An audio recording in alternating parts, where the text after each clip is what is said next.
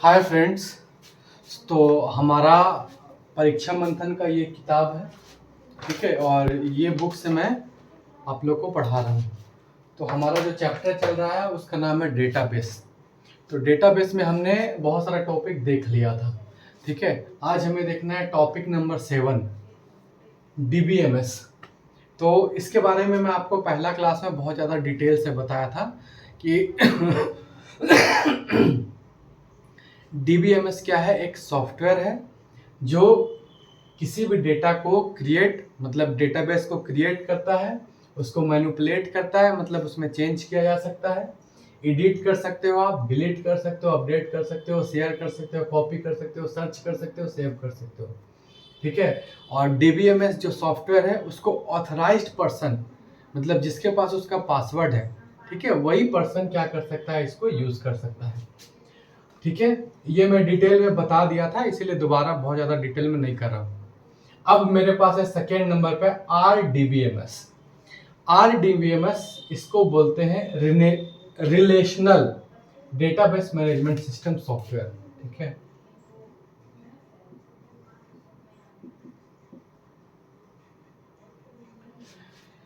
अब आप देखो ये होता क्या है, रिलेशनल डेटाबेस मैनेजमेंट सिस्टम। अब ये क्या होता है कि कोई भी डेटाबेस, ठीक है, जब आपस में इंटर रिलेटेड हो, उसका टेबल इंटर रिलेटेड हो, तो वो क्या है, रिलेशनल डेटाबेस मैनेजमेंट सिस्टम। जैसे एग्जांपल बाय द वे कि एक हो गया क्लास 11 का एक टेबल है, ठीक है। क्लास 11 में मैंने टेबल में से एक यहाँ पर रोल नंबर 1 2 3 4 यहाँ पर आ गया, यहाँ पर अमित आ गया, ठीक है, अमित। अब ये मैं अमित को क्लिक किया तो यहाँ पर एक और टेबल खुल गया जिसमें अमित का डिटेल है, नाम है, रोल नंबर है, कौन सा परसेंट, कौन सा सब्जेक्ट में कितना मार्क्स है, उसका पूरा डिटेल है। तो मतलब ये जो टेबल था क्लास 11 का टेबल और ये अमित का टेबल, ये दोनों क्या है, आपस में इंटर रिलेटेड है, ठीक है। तो वैसा सॉफ्टवेयर, वैसा डेटाबेस मैनेजमेंट सिस्टम सॉफ्टवेयर जिसका जो टेबल्स होता है, जिसका जो डेटा होता है वो आपस में रिलेशन रखता है, ठीक है, उसे हम बोलते हैं रिलेशनल डेटाबेस मैनेजमेंट सिस्टम। इसका फुल फॉर्म याद रखना, रिलेशनल डेटाबेस मैनेजमेंट सिस्टम। अब हमारा टॉपिक 8 है डेटाबेस एडमिनिस्ट्रेटर। अब देखो, जैसे भाई जो आप कोई भी डेटाबेस आप बनाते हो, ठीक है, तो कोई एक आदमी बनाता है या कोई कंपनी बनाता है या कोई एक इंस्टीट्यूट बनाता है, ठीक है। तो जैसे आप माई एसक्यूएल में डाटा बनाओगे, डेटाबेस बनाओगे, माई एसक्यूएल में बाय द वे आप डेटाबेस बना रहे हो, ठीक है। तो क्या होगा कि जैसे आप माई एसक्यूएल में बनाओगे तो आपको एक पासवर्ड मांगेगा, तो जिसके पास ये पासवर्ड रहेगा वही इसको ओपन कर सकता है, ठीक है। मतलब एडमिनिस्ट्रेटर, जिस व्यक्ति जो उसको ओपन करेगा, जो उसको कंट्रोल करेगा, जो उसको मैनेज करेगा, ठीक है, उसी को बोलते हैं एडमिनिस्ट्रेटर। ये कोई व्यक्ति भी हो सकता है, जैसे बाय द वे कि एक पूरे स्कूल का डेटाबेस है, तो कंप्यूटर टीचर भी उसको एक्सेस कर सकता है, प्रिंसिपल भी एक्सेस कर सकता है, स्टूडेंट को एक्सेस नहीं मिलेगा, ठीक है। तो एडमिनिस्ट्रेटर कौन होगा, जो उस डेटाबेस को मैनेज कर रहा है, एक्सेस कर रहा है। एक व्यक्ति भी हो सकता है या एक संस्था भी हो सकता है। बाय द वे कोई संस्था, एक स्कूल एक संस्था है, हॉस्पिटल एक संस्था है, ठीक है। उसके बाद जैसे एसएससी एक संस्था है, जेएसएससी एक संस्था है। तो एसएससी में क्या हुआ कि बहुत सारा फॉर्म आया है, ठीक है, तो उस डेटाबेस को हैंडल करेगा तो एसएससी का जो भी संस्था का जो हेडमैन चेयरमैन होगा उसके पास होगा। तो कोई एक संस्था भी उसको हैंडल कर सकता है, जो संपूर्ण डेटा पर कंट्रोल करता है, उसको मैनेज करता है, ठीक है। यहीं पर आपका बुक में एक लिखा हुआ है एंड यूजर। अब एंड यूजर किसको कहते हैं, देखो कोई भी जब सॉफ्टवेयर बनता है, ठीक है, तो कौन, उसमें बहुत सारा टीम होता है। जैसे कभी कभी जैसे अभी आपको फेसबुक सॉफ्टवेयर है, ठीक है, तो उसको बनाने में लगभग 100 लोगों का टीम होगा। बहुत सारे लोग डेवलपमेंट कर रहे होंगे, कोडिंग कर रहे होंगे, बहुत लोग उस सॉफ्टवेयर को टेस्ट कर रहे होंगे, मैनेजर होता है, ठीक है, प्रोडक्ट ओनर होता है, उसके बाद बहुत सारा टीम मिलके उसको पे काम करता है। तो जो भी बंदा उस टीम पे काम कर रहा है, सॉफ्टवेयर बनाने में काम कर रहा है, ठीक है, सॉफ्टवेयर बन के तैयार हो गया। अब फेसबुक को बहुत आदमी, लाखों लाख करोड़ों करोड़ों आदमी यूज कर रहा है। तो जो भी व्यक्ति जो उस फेसबुक को, उस सॉफ्टवेयर को यूज करता है, उसी को एंड यूजर कहा जाता है। जैसे फेसबुक में जो भी बंदा यूज कर रहा सभी एंड यूजर कहलाएगा, यूट्यूब को जो भी बंदा यूज कर रहा सभी एंड यूजर कहलाएगा। ठीक है, मतलब जो भी उस पर डेवलपमेंट किया, सॉफ्टवेयर को जो बनाया, उसको छोड़ के बाकी जो भी व्यक्ति जिसको बहुत ज्यादा सॉफ्टवेयर का नॉलेज नहीं भी हो, फिर भी वो सॉफ्टवेयर को यूज कर रहा है, उसी को बोलेंगे एंड यूजर। जैसे आप बाय द वे कि आप क्या किया, YouTube खोल के देख रहे हो, आपको YouTube कैसे बना उसका कोडिंग आपको नहीं पता है। ठीक है, उसका डेटाबेस में कैसे कैसे कोड किया गया आपको नहीं पता है, फ्रंट एंड में कौन कौन सा लैंग्वेज में कोड किया गया आपको नहीं पता है, उसका बैक एंड में कौन कौन सा लैंग्वेज में कोड किया गया आपको नहीं पता, उसका UI जो डिजाइन हुआ है, ठीक है, उसके लिए कौन सा लैंग्वेज में कोडिंग किया गया ये भी आपको पता नहीं। मतलब YouTube का जो सॉफ्टवेयर या फेसबुक का सॉफ्टवेयर कैसे बना, उसका फ्रंट एंड कैसे बना, बैक एंड कैसे बना, उस पर कोडिंग कैसे किया गया आपको कुछ पता नहीं, लेकिन फिर भी आप फेसबुक चला रहे हो। ठीक है, तो आप एंड यूजर हो। ठीक है, एंड यूजर आपको समझ में आ गया होगा। वैसा बंदा जिसको बहुत ज्यादा फेसबुक मतलब बहुत ज्यादा सॉफ्टवेयर के बारे में नॉलेज नहीं है कि कैसे बन रहा है, क्या हो रहा है, फिर भी वो सॉफ्टवेयर को रन कर रहा है, चला रहा है, उसको बोलते हैं एंड यूजर। अब देखो, डेटाबेस जो होता है ना, वो बहुत सारा लैंग्वेजेस को समझता है। ठीक है, जो मैं आपको बताया था कि क्वेरी लैंग्वेज को समझता है, तो कुछ कुछ क्वेरी लैंग्वेज का एग्जांपल है। जैसे सबसे पहले SQL, VBI सबसे इंपॉर्टेंट है। SQL structured query language. ठीक है, SQL। ओरेकल डेटाबेस में आप ओरेकल के थ्रू भी हम लोग कमांड लिखते हैं। डीबेस, ठीक है, एक लैंग्वेज का नाम है डीबेस, एक लैंग्वेज का नाम है फॉक्स प्रो। अब आपसे क्वेश्चन पूछेगा कि माइक्रोसॉफ्ट का अपना डेटाबेस कौन है, तो माइक्रोसॉफ्ट का जो डेटाबेस है, जैसे माइक्रोसॉफ्ट ऑफिस होता है, जिसमें माइक्रोसॉफ्ट वर्ड होता है, माइक्रोसॉफ्ट एक्सेल होता है, माइक्रोसॉफ्ट पावर पॉइंट होता है, उसी तरह माइक्रोसॉफ्ट अपना एक्सेस देता है, माइक्रोसॉफ्ट एक्सेस, ये डेटाबेस का नाम है। ठीक है, माइक्रोसॉफ्ट का अपना डेटाबेस क्या है, माइक्रोसॉफ्ट एक्सेस। आप चाहे तो माइक्रोसॉफ्ट एक्सेस में लॉगिन करके, ठीक है, आप अपना डेटाबेस बना सकते हो। जैसे आप कोचिंग चला रहे हो तो आप अपना डेटाबेस बना सकते हो, कौन स्टूडेंट है, कौन कौन सा कोर्स उसने परचेज किया है, उसका कितना फीस जमा किया है, और कौन कौन सा टीचर्स है, उसका अटेंडेंस क्या है, टोटल डिटेल आप बना सकते हो माइक्रोसॉफ्ट एक्सेस में। ठीक है, अब डेटाबेस से रिलेटेड कुछ कुछ टर्म है। तो सबसे पहला टर्म है मेरा डेटा रिडंडेंसी। ठीक है, डेटा रिडंडेंसी, तो डेटा रिडंडेंसी का मतलब होता है डुप्लीकेसी ऑफ डेटा। मतलब कोई भी डेटा को डुप्लीकेट हो जाना। डुप्लीकेट हो जाना मतलब एक ही डेटा एक दो तीन जगह पर लिखा जाना। ठीक है, उसी को बोलते हैं डेटा रिडंडेंसी।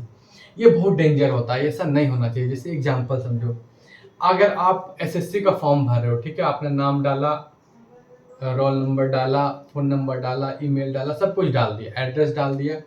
अब आपने SSC का वेबसाइट पे उसको सेव कर दिया। ठीक है, अगर मान लो कि आपका जो डेटा, जो आपका फॉर्म था, वो 5-6 जगह, अगर आप ऐसा मान लो अगर 5-6 जगह वो जाकर सेव हो जा रहा है, और आपको याद है अरे मैंने तो एड्रेस गलत लिख दिया, मैं तो फ़ोन नंबर गलत लिख दिया, ईमेल मेरा थोड़ा चेंज है, तो आप क्या करोगे कि ईमेल अपना चेंज करोगे, तो एक जगह चेंज होगा, बाकी वो डेटा 4 जगह सेव हो गया था। ठीक है, आपने एक जगह चेंज किया तो क्या हुआ कि आपका डेटा है एक जगह पे कुछ और डेटा बता रहा मोबाइल नंबर, दूसरे जगह पे कुछ और मोबाइल नंबर बता रहा, तीसरे जगह पे कुछ और मोबाइल नंबर बता रहा। तो इससे क्या हुआ, बहुत ज़्यादा कन्फ्यूज़न होता है। तो इसीलिए डेटा रिडंडेंसी मतलब ये होता है कि डेटा को, अगर कोई डेटा एक से अधिक जगह सेव हो जाता है, एक से अधिक जगह उसको सेव करके रखा जाता है, उसको डेटा रिडंडेंसी बोलते हैं। मतलब डेटा को डुप्लीकेट हम कर दिए। ठीक है, तो ये अच्छी बात नहीं है। Data redundancy is not a good practice, ऐसा नहीं होना चाहिए। अब इससे क्या होगा कि आप एक ही डेटा है, बाय द वे एक आपके पास सॉन्ग है, आप उसको 10 जगह पर सेव कर दिए, तो उससे क्या आपका स्टोरेज मेमोरी भी खा रहा है। ठीक है, तो सबसे पहले डेटा रिडंडेंसी, इसका मतलब डुप्लीकेट। ये some data exist in multiple place, मतलब जो सेम डेटा है, एक ही डेटा वो कई कई जगह पर आप सेव कर देते हो, उसी को बोलते हैं data redundancy. Wastage of storage, आपका स्टोरेज जो है, आपके मोबाइल में आप एक ही फोटो को 10 जगह स्टोर कर दो, तो क्या होगा कि आपके मोबाइल में बहुत ज्यादा डेटा खा जाएगा। ठीक है, वह स्टोरेज खा जाएगा। ठीक है, तो वेस्टेज ऑफ स्टोरेज, एक ही डेटा को एक से अधिक स्थान पर स्टोर करना ही हमारा डेटा रिडंडेंसी कहलाता है। अब देखो यहाँ पर जैसे एग्जांपल है कि स्टाफ का सैलरी है। ठीक है, तो उसने अब एक एक पेज मेरा है जहां पर स्टाफ का बायोडाटा लिखा हुआ है, मतलब स्टाफ का नाम अमित कुमार, उसका रोल नंबर, उसका फोन नंबर, उसका ईमेल, उसका एड्रेस, सब कुछ है। वहां पर उसका सैलरी भी लिखा हुआ है। उसके बाद स्टाफ का पेरोल मतलब सैलरी स्लिप अलग है, वहां पर भी उसका सैलरी लिखा हुआ है। तो अब देखो एक ही डेटा जो है वो दो जगह लिखा हुआ है, उसका बायोडाटा में भी सैलरी लिखा हुआ है और पेरोल में भी सैलरी लिखा हुआ। अब कल का डेट में क्या हुआ कि बाय द वे उसका सैलरी है 50,000 रुपया मंथली, 5,000 रुपया बढ़ गया, ठीक है। अब कितना हो गया 55,000 रुपया मंथली। तो पेरोल मतलब सैलरी स्लिप में उसका 55,000 रुपया मंथली अगर गलती से बायोडाटा में नहीं चेंज हुआ तो क्या एक ही आदमी का जो डेटा है वो अलग अलग हो जाएगा। बायोडाटा में दिखाएगा उस आदमी का सैलरी 50,000 और पेरोल पे उसका सैलरी दिखाएगा 55,000। तो क्या होगा, इससे क्या होगा, इनकंसिस्टेंसी आएगा, ठीक है। अभी अब बता रहा हूं मैं इनकंसिस्टेंसी किसको कहते हैं। मतलब क्या होगा कि एक ही डेटा अलग अलग दिखने लगेगा अलग अलग जगह पे, तो इसको बोलते हैं डेटा रिडंडेंसी। ये नहीं होना चाहिए। नेक्स्ट है मेरा डेटा इनकंसिस्टेंसी। तो इनकंसिस्टेंसी जानने से पहले कंसिस्टेंस वर्ड जानना होगा। कंसिस्टेंस, कंसिस्टेंस वर्ड का मतलब होता है एक समान। कोई भी चीज जो एक समान हो उसको कंसिस्टेंस बोला जाता है, ठीक है। इनकंसिस्टेंस मतलब जो एक समान नहीं हो उसको इनकंसिस्टेंस कहा जाता है। जैसे एग्जांपल मैं आपको बताया कि आप जैसे by the way Amit Kumar का डिटेल 5 जगह सेव हो गया, ठीक है। आपने एसएससी का फॉर्म भरा था, आपका 5 जगह सेव हो गया, आपने फोन नंबर चेंज किया तो एक जगह से फोन नंबर चेंज हो गया, बाकी जगह से चेंज नहीं हुआ। तो ये क्या है, डाटा इनकंसिस्टेंसी है। मतलब एक ही डाटा है लेकिन अलग अलग है, ठीक है। तो मतलब डाटा सिमिलर नहीं है, सेम नहीं है, बल्कि डाटा बदल गया, तो इसी को बोलते हैं डाटा इनकंसिस्टेंसी। एक और एग्जांपल यहीं पर आपको मैं बताया था, बायोडाटा में उसका सैलरी 50,000, एक ही आदमी का सैलरी बायोडाटा में 50,000 दिखा रहा है, सैलरी स्लिप में 55,000 दिखा रहा है। क्यों? क्योंकि हमने सैलरी को दो जगह मेंटेन किया था। तो इससे इसी को बोलते हैं डाटा इनकंसिस्टेंसी। मतलब अगर बाय द वे कि मेरा नाम है राकेश रोशन, ठीक है, मेरा अगर सैलरी है बाय द वे 50,000 रुपए, तो मेरा अगर डाटा 10 जगह लिखा हुआ है तो हर जगह मेरा सैलरी 50 लिखना होना चाहिए, ठीक है। लेकिन ऐसा नहीं, कहीं 50,000 लिखा है, कहीं 45,000 लिखा है, कहीं 55,000 लिखा है। तो इसी को बोलते हैं data inconsistency. By the way मेरा फोन नंबर है जो भी है, ABC मेरा फोन नंबर, ठीक है, या मेरा फोन नंबर है या ईमेल है, तो 4 जगह राकेश रोशन का डिटेल लिखा हो, तो इसमें फोन नंबर अलग है, इसमें फोन नंबर अलग है, इसमें फोन नंबर अलग है, इसमें फोन नंबर अलग है। तो जब एक ही आदमी का या एक ही व्यक्ति का या एक ही ऑब्जेक्ट का जो डेटा है वो अलग अलग जगह पे अलग अलग रहता है, तो उसी को बोलते हैं डेटा इनकंसिस्टेंसी, ठीक है। ये नहीं होना चाहिए। अब जैसे बाय द वे कि मैं बोलता हूं कि कोई एक आदमी है, बाय द वे कि मेरा नाम है, एक आदमी है उसका नाम है रवि, 10th में उसका इंग्लिश में मार्क्स आया था 80, ठीक है। एक जगह लिखा हुआ 10th में उसका इंग्लिश में मार्क्स 80, एक और डाटा में लिखा हुआ है कि रवि का 10th का मार्क्स 78, एक और डाटा में लिखा हुआ है कि रवि का 10th का मार्क्स 84, एक और डाटा में लिखा हुआ है कि रवि का 10th में इंग्लिश का मार्क्स 73। तो ये इसी को डाटा इनकंसिस्टेंसी बोलते हैं। मतलब डाटा सेम नहीं है, ये सेम होना चाहिए। अगर एक व्यक्ति का कोई एक पर्टिकुलर इंफॉर्मेशन है तो सभी जगह सेम होना चाहिए। अगर रवि का प्रेजेंट एज 32 है तो हर जगह 32 होना चाहिए। ऐसा नहीं कि एक डेटा में 31 हो, एक डेटा में 25 हो, एक डेटा में 36 हो, ऐसा नहीं होना चाहिए, सेम होना चाहिए। तो इसी को बोलते हैं डाटा इनकंसिस्टेंसी। अगर डेटा मेरा बदल जा रहा है तो इसको बोलते हैं डाटा इनकंसिस्टेंसी। और डाटा कंसिस्टेंसी मतलब होता है जब डाटा सेम हो। मतलब रवि का डिटेल 5 जगह सेव है, पांचों जगह लिखा हुआ रवि का एज 32, दूसरा डेटा में रवि का एज 32, रवि का एज 32, रवि का एज 32, रवि का एज 32, सभी जगह सेम है, उसको बोलेंगे डाटा कंसिस्टेंसी। एक जगह 5 जगह रवि का डिटेल सेव है। एक जगह मैंने कहा कि रवि का 10th में 80% मार्क्स आया था, दूसरे डिटेल में मैंने कहा कि रवि का 10th में इंग्लिश में 80% मार्क्स आया था, तीसरा डिटेल में मैंने कहा कि रवि का इंग्लिश में 80% मार्क्स आया था, चौथा डिटेल में कहा कि रवि का इंग्लिश में 80% मार्क्स आया था, पांचवा डिटेल में भी मैंने कहा रवि का इंग्लिश में 80% मार्क्स आया था। तो सभी सेम है, तो इसको बोलेंगे डाटा कंसिस्टेंसी। मतलब जब सेम हो, और जब सेम नहीं हो तो बोलेंगे डाटा इनकंसिस्टेंसी। देखो, different file contains different information about a particular person. मतलब एक ही आदमी या एक ही ऑब्जेक्ट का, ठीक है, अलग अलग फाइल में अलग अलग इंफॉर्मेशन दिया हो, तो उसी को बोलते हैं डाटा इनकंसिस्टेंसी, जब डाटा को एक से ज़्यादा स्थान पर लिखा हो तब डाटा में चेंज करने पर सभी स्थान पर डाटा चेंज नहीं होता है, इसी के कारण डाटा इनकंसिस्टेंसी की समस्या पैदा होता है। अब है मेरा डाटा इंटीग्रिटी।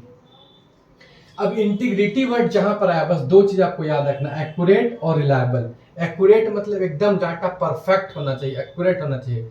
रिलायबल मतलब भरोसेमंद। डाटा कैसा होना चाहिए? अगर एक्यूरेट हो और भरोसेमंद हो। अगर बोल रहा है कि रवि का एज 32 मतलब 32, अगर बोल रहा है कि रवि का 10th में इंग्लिश में 80 मतलब 80, तो इसी को बोलते हैं, अगर हम बोलते हैं कि जो फाइल मैंने आपको दिया उसमें रवि का जो डेटा है वो एकदम इंटीग्रिटी है, डेटा इंटीग्रिटी है about the information of Ravi. इसका मतलब हुआ कि जो भी उस फाइल में रवि के बारे में डिटेल लिखा हुआ है एकदम 100% सही है, एकदम एक्यूरेट है, वो भरोसेमंद है, वो रिलायबल है। ठीक है, इसका मतलब उसमें लिखा हुआ है कि रवि का एज 32 है मतलब 32 है। रवि का इंग्लिश में 80% आया था 10th में मतलब 80% आया था। तो इसी को बोलते हैं डाटा इंटीग्रिटी। डाटा इंटीग्रिटी मतलब जो भी डाटा है वो एक्यूरेट है, वो रिलायबल है। रिलायबल मतलब भरोसेमंद। ठीक है, उसके बाद है कि कंसिस्टेंसी है, मतलब डाटा एक ही समान है। अब एक्यूरेट होगा मतलब हर जगह एक ही चीज होगा। और कंप्लीटनेस मतलब डाटा पूरा है। ठीक है, तो अगर इंटीग्रिटी का अगर बोलेंगे, अगर डिफिनेशन बोलेंगे तो it is a when the data is accurately, reliability, consistency and completeness, then it is known as data integrity। जब भी डाटा इंटीग्रिटी का अर्थ होता है कि अगर मेरा डाटा एक्यूरेट हो, अगर मेरा डाटा रिलायबल भरोसेमंद हो, अगर मेरा डाटा कंसिस्टेंस हो मतलब एक समान हो, और मेरा डाटा कंप्लीट हो, तो उसी को बोलेंगे डाटा इंटीग्रिटी। अब यहां पर एक लाइन में लिखा हो, बहुत ज्यादा इंपॉर्टेंट है, डाटा रिडंडेंसी के कारण हमें डाटा इंटीग्रिटी और डाटा कंसिस्टेंसी में समस्या आता है। अब देखो, डाटा रिडंडेंसी का मतलब क्या हुआ कि बहुत हम क्या किए, रवि का इंफॉर्मेशन 50 जगह लिख दिए, 50 जगह अलग अलग जगह सेव कर दिए, इसी को बोलते हैं डाटा रिडंडेंसी। तो इसके कारण क्या आएगा, डाटा कंसिस्टेंसी मतलब एक समान डाटा रखने, और डाटा इंटीग्रिटी मतलब एक्यूरेट डाटा रखने में दिक्कत आएगा। ठीक है, तो यही कह रहा है कि डाटा रिडंडेंसी के कारण हमें डाटा इंटीग्रिटी मतलब एक्यूरेट डाटा और डाटा कंसिस्टेंसी मतलब एक समान डाटा में समस्या आता है। ठीक है, आप अगर डाटा एक ही जगह रखो तो एकदम एक्यूरेट होगा, वही डाटा को 10 जगह आप सेव करो तो क्या होगा कि उसमें चेंज आने का चांस है। बाय द वे मैं रवि का डिटेल 10 जगह रख दिया, अभी याद आया कि यार रवि का फोन नंबर बदल गया, एक जगह में डाटा में चेंज कर दिया, बाकी 9 जगह तो वही रह गया, तो डिफरेंस हो गया। ठीक है, अब यहाँ पर है डेटा सिक्योरिटी। अब आपके पास बहुत सारा डेटा है, ठीक है, तो क्या आप करते हो कि उसमें पासवर्ड लगा देते हो कि ऑथराइज्ड पर्सन, ऑथराइज्ड मतलब जिसका ऑथोरिटी है। बाय द वे की स्कूल है, कॉलेज है, वहां पर डेटा है, आपका क्वेश्चन पेपर है, तो क्वेश्चन पेपर को एक्सेस करने का ऑथोरिटी किसको होगा, प्रिंसिपल को होगा। अगर बाय द वे कोई स्टूडेंट को एक्सेस करने का ऑथोरिटी मिल गया, आप एसएससी का फॉर्म भरते हो, एसएससी का फॉर्म आया, आपको क्वेश्चन पेपर ऑथोरिटी किसको है, जेएसएससी का चेयरमैन को होगा, एसएससी का चेयरमैन को होगा, या आपका क्वेश्चन पेपर या फिर जो भी उस एग्जाम को कंडक्ट करवा रहा है, जैसे टीसीएस कंडक्ट करवा रहा है, तो उसके पास ऑथोरिटी होगा। अगर बाय द वे कि स्टूडेंट के पास ऑथोरिटी आ जाए तो क्या करेगा, स्टूडेंट पूरा क्वेश्चन निकाल लेगा। तो इसीलिए डाटा सिक्योरिटी होता है, मतलब डाटा को सिक्योर रखा जाता है, उसमें पासवर्ड डाल दिया जाता है कि जो भी ऑथराइज्ड पर्सन है, ऑथराइज्ड मतलब जिसके पास ऑथोरिटी है, वही बंदा उस डाटा को एक्सेस कर सकता है, अदरवाइज आप डाटा को एक्सेस नहीं कर सकते हो। डेटा सिक्योरिटी इसको बोलते हैं। चलो नेक्स्ट हम लोग देखते हैं। अब हमारा जो नेक्स्ट टॉपिक है वो है डेटा इंडिपेंडेंस। अब देखो, डेटा इंडिपेंडेंस क्या होता है कोई भी डेटा है, we are able to modify one schema without altering other schema. अब आपको नहीं समझ में आ रहा, यहाँ पर देखो, मैं एक सॉफ्टवेयर बना रहा हूँ, ठीक है, ये मैं माई एसक्यूएल ओपन कर लिया। आपको मैं बताया था कि यहाँ पर स्कीमा रहता है, एक स्कीमा में पहले मैंने यहाँ पर एक लॉगिन का एक टेबल बनाया लॉगिन का, ठीक है, यहाँ पर जो भी कमांड वगैरह लिखा रहता है। अब मैं क्या करूँगा कि दूसरे स्कीमा में यहाँ पे चेंज कर दिया स्कीमा, ठीक है, और दूसरे स्कीमा पे मैं होम पेज बना रहा हूँ, फिर मैं स्कीमा चेंज किया, उसके बाद एक और, ठीक है, दूसरा पेज बना रहा हूँ, तो अलग अलग पेज पे मैं अलग अलग स्कीमा में बना रहा हूँ, ठीक है। तो अब ये बोल रहा है कि डाटा इंडिपेंडेंस ये होता है कि पूरा जो डाटाबेस है मैं कहीं से डाटा किसी पर डिपेंडेंट नहीं होगा, ठीक है। मतलब डाटा आपस में स्वतंत्र होगा।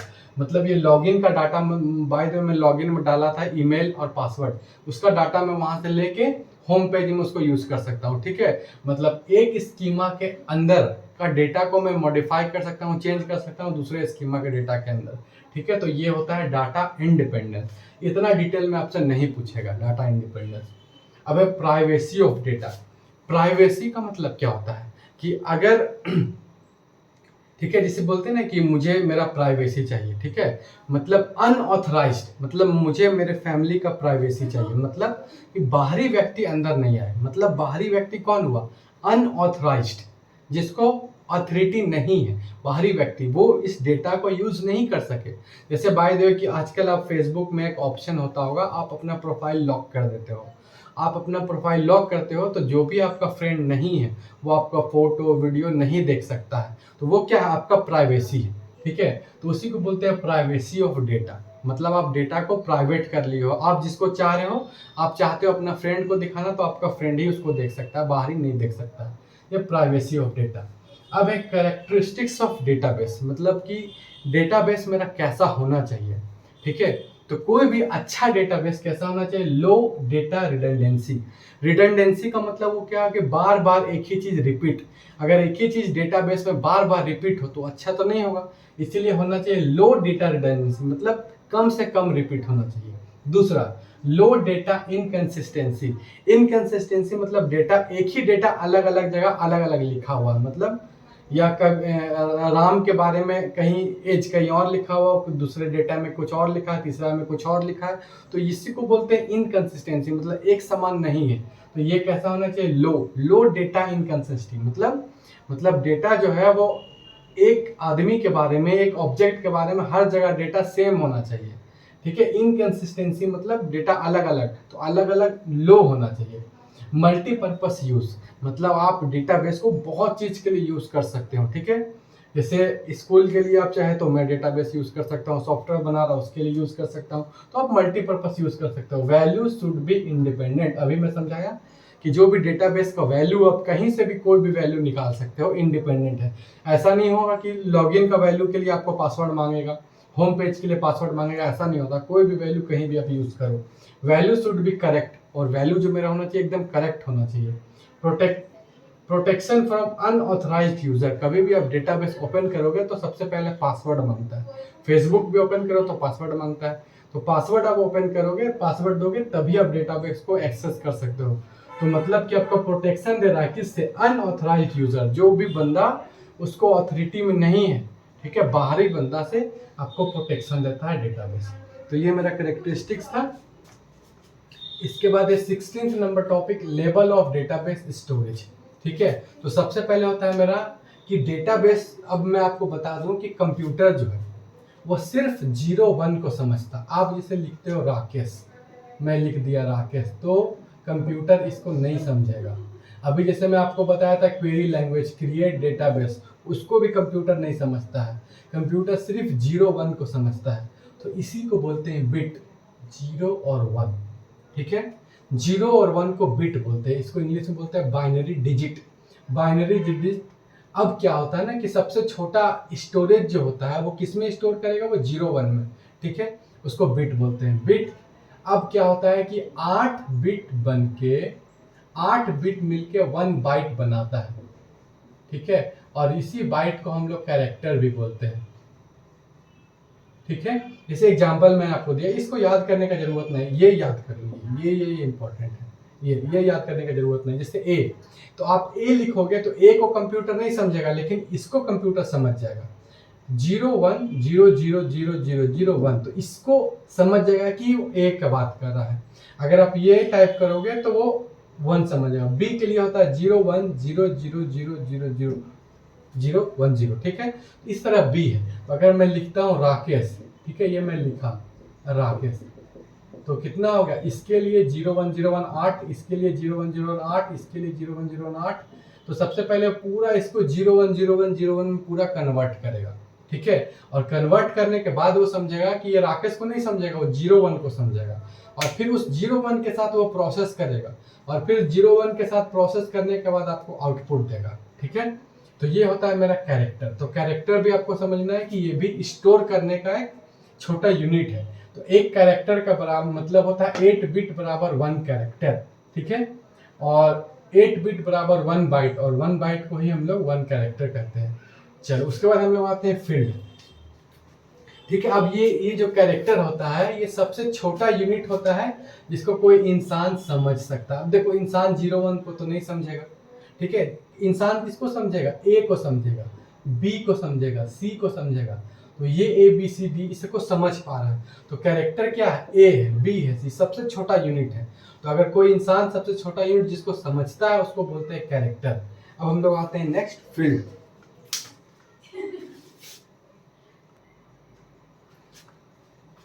ठीक है, अभी हमारा ये बिट और कैरेक्टर हमने बता दिया। अभी नेक्स्ट है फील्ड। तो आप देखते हो name field, roll number field, phone number field, address field. तो जैसे आपका ये जो फील्ड, ये नेम एक फील्ड है, ठीक है, और रोल नंबर एक फील्ड है, फोन नंबर एक फील्ड है, एड्रेस एक फील्ड है। मतलब फील्ड का मतलब क्या हुआ? कैरेक्टर का अर्थपूर्ण संग्रह। यहाँ पर क्या है? NAME, नेम, पूरा मेरा नेम लिखा हुआ है, कोई मीनिंग बता रहा है। ये जानकारी का श्रेणी होता है, मतलब यहाँ पर आपको किसी चीज का जानकारी मिलेगा।